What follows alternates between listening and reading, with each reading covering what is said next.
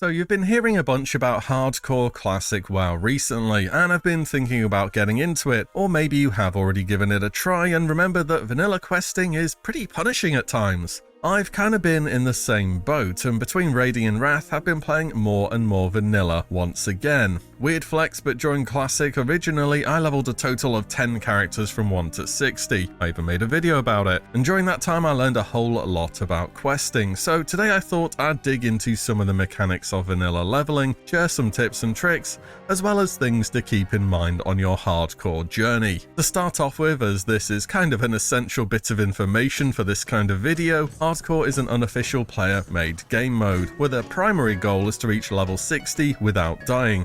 It's played on Classic WoW era servers that can be found under the Classic tab of your Battle.net launcher. If you're on NA, roll on Bloodsail Buccaneers, and EU is Hydraction Waterlords. Hardcore WoW also uses an add-on just called Hardcore that you will want to install. This is used by the community to validate that players are respecting the rules of the challenge, adds cross-skill chat, new achievements into the game to go for, and much more, worth checking out before you start. After that, make your character, log in, most people ask for an invite to a hardcore guild in the chat, and you're ready to start your journey. So what I'll be covering today will be more general tips that any player or class could use as starting points. They aren't in any particular order, but there is so much difference between vanilla leveling and how it is during any other version of WoW that there's quite a bit to talk about here. But first, a quick word from today's sponsor, Factor 75. Winter is finally over, so it's time to gear up and look good in your real-life transmog. And though eating the right things can be hard, Factor 75 offer convenience to make it easy. Factor 75 provide delicious dietitian-approved meals delivered straight to your doorstep. These meals are calorie counted, and the weekly menus feature over 30 restaurant-quality meals, including keto, calorie-smart vegan,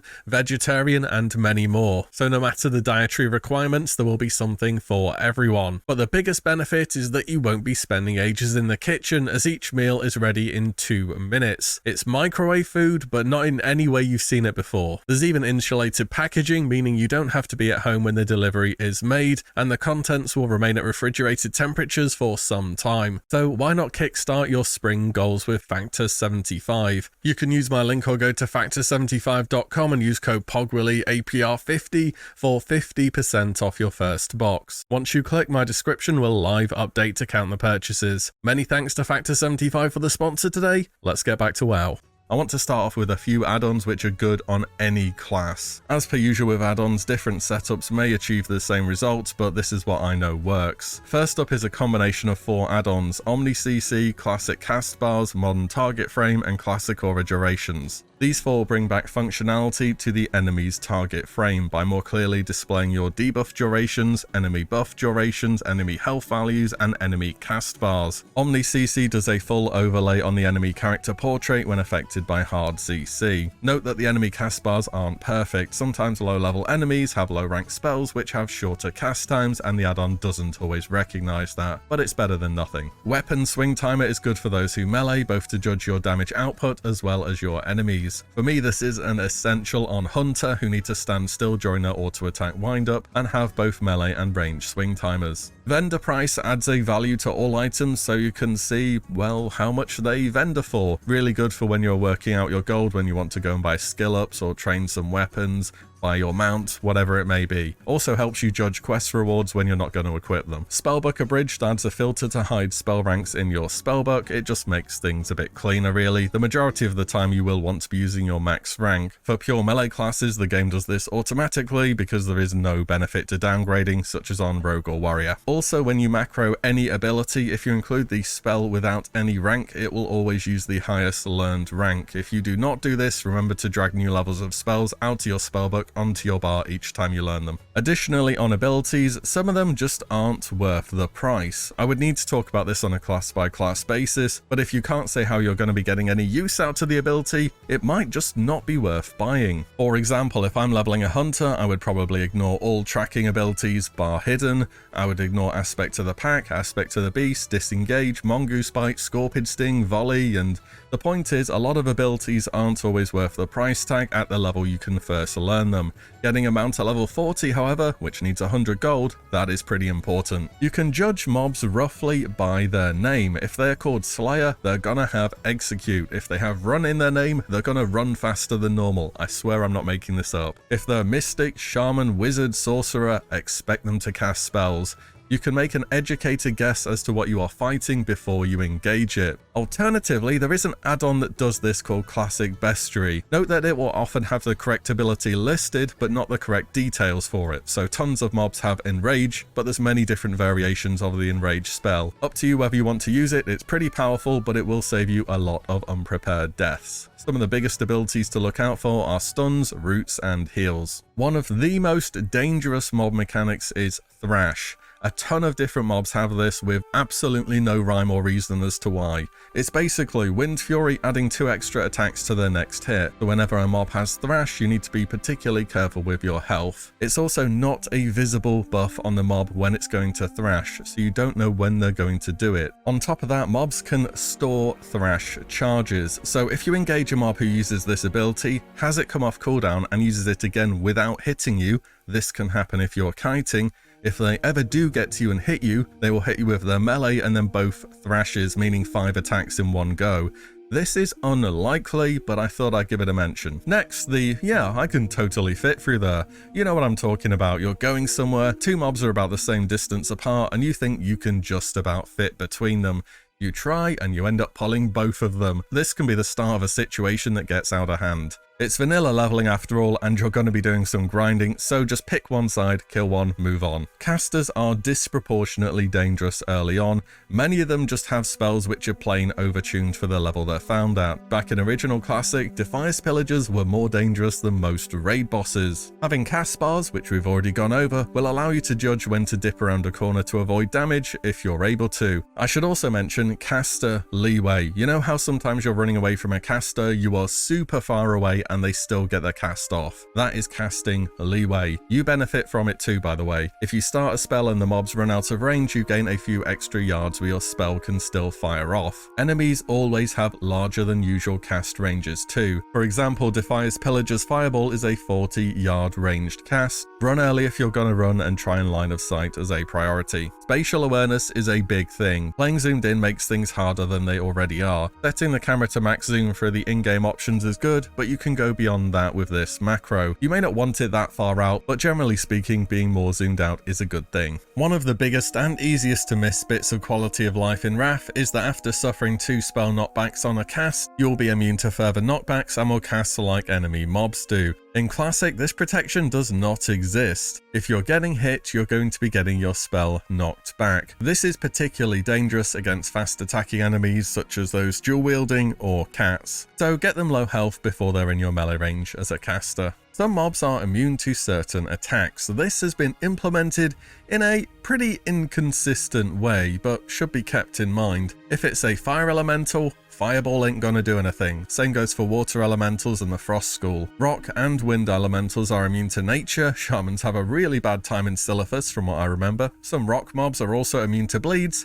Some of them aren't. As for mechanical units, there isn't really a ton of them in the game, but they're immune to a lot of things, including bleeds, incapacitate, fear, life drain, and horror effects. Warlocks on Alliance, I'm just saying, Harvest Reapers in Westfall, if you underestimate them, you're gonna die really fast. Undead are also immune to fear effects as well. Sometimes they're immune to horror, sometimes they're not. Again, it's pretty inconsistent. Next is something I call aggro delay. I never really hear about this one be talked about, but I use it quite often when I'm not 100% that combat's going my way. So if you're in combat with a mob and you move, it will either follow you instantly, or it will just kind of stand still for around a second before resuming chasing you. That second is often enough time to be able to kite, wait for cooldowns, or escape. This can sometimes take several attempts to trigger, but at least on lower level mobs is quite consistent. There's a number of low health mob interactions too. Some will run in fear at low health. These are almost exclusively humanoid mobs, though for some reason does include tall striders, I don't know why, and often mobs which have a young tag in their name. Save some CC or a big damaging ability to ensure low health mobs don't make it to others and create a difficult situation. On top of that, when mobs reach low health, their movement speed is reduced. This is very important to know for kiting. I want to say different mobs interact differently with this though. I would say on average, some mobs have a reduced movement speed under 35% health, most have a larger reduction below 20%, and nearly all have the biggest reduction below 10%. I know this isn't the most exact information, but it's generally good to be aware of. Strafing is important to learn. So strafing is moving in a direction whilst your character is facing a different one. You can directly bind strafing instead of turning on your key bindings, or just hold down right click and begin moving. I've always done the right click version. Whilst there is a time and a place for backpedaling, sometimes you need to be getting away from mobs a little bit faster than that, and most of the time strafing is just better. It stops you from getting dazed since you have to be hit from behind for this to happen, and allows you to keep dodge, block, parrying, all of that stuff, aka free mitigation whilst you're running away. Very good practice to learn, though keep checking what's in front of you and where you're going. Mob leashing. This is a super important mechanic to understand in Classic. In short, the rule of thumb is that mobs will chase you for a certain period of time after engaged in combat. Whenever you hit a mob, it resets its leash timer. This is why some mobs seem to follow you forever and ever, and you're wondering why they're not resetting. If you do not intend to kite a mob, you must stop hitting it back. This also goes for pets as well, as they have their own leash. I stop attacking by just hitting escape on my keyboard. Understanding how to strafe and how mob leashing works will save your character again and again. Next is parry haste. So when an attack is parried, the person who parried, be it you or the enemy, will have their next melee swing timer reduced by 50%.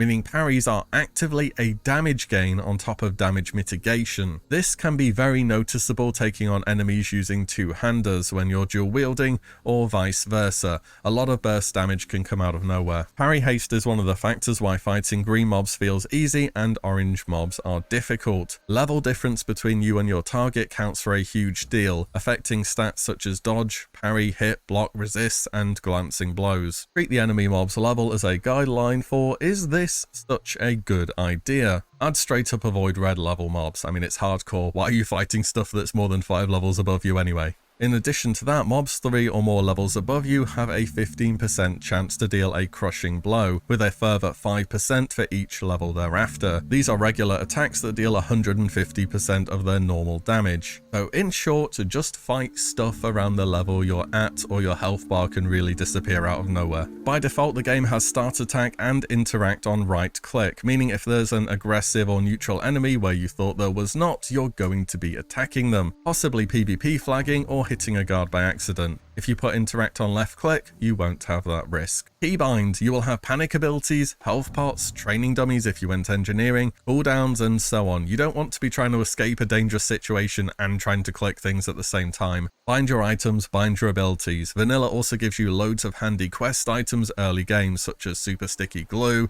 explosive rockets, bag of marbles, and so on. Remember these items, keep them on a keybind, and get the most out of them. Next is, just because it looks like a solid object does not mean it is one. In World of Warcraft, some walls are not really walls. Good examples of this are hills or trees. Mobs will still be able to shoot or cast through them. Also, troll ruins are notoriously poorly designed. Take example the large ruins in Northwest Stranglethorn Vale. The big blocks on the edge of each walls do count for line of sight, but the walls between them do not. Mobs will aggro and cast through them. There isn't too many good rules to follow here, but just be aware of that. Caves and dynamic respawns. So some areas are designed in a way where the game aims to balance the number of mobs present at any given time through dynamic respawns. This means if an area is highly populated, mobs will respawn at a faster rate to compensate for more people farming.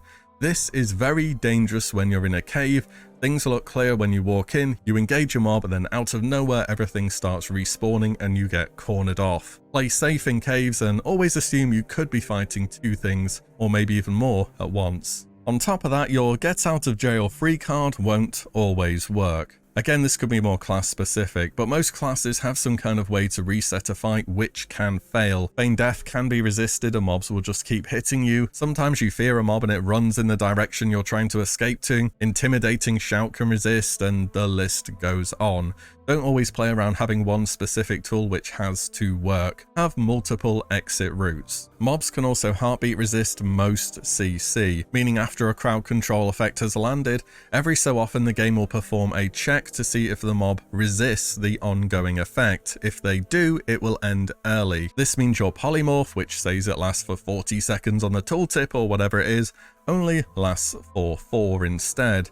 Heartbeat is directly affected by the difference in level between you and the target's resistances to the applied spell school, and the length of the CC. Vertical mob range. Once something has aggroed on you, if you are directly below or above them, they will be able to hit you with melee attacks, as enemy attack range does not care about verticality in this game. This means when you're running down a tower trying to escape, things are going to be hitting you from above even though they're absolutely nowhere near you. Yes, it is very scuffed, but you should absolutely be aware of it. You know what area is entirely vertical? Underwater. If you're swimming upwards, things below you are going to be hitting you. Also, this makes ships particularly dangerous as they're on several levels where mobs can easily hit you. I would say if you can, swim upwards at an angle instead of straight vertically. Also, watch your breath meter. In Wrath it got buffed to 3 minutes, in Classic it's 1 minute. So unless you're playing undead, be very careful about underwater. And remember, warlocks can buff underwater breathing and shamans can too with a reagent. And my final thing to say has to be,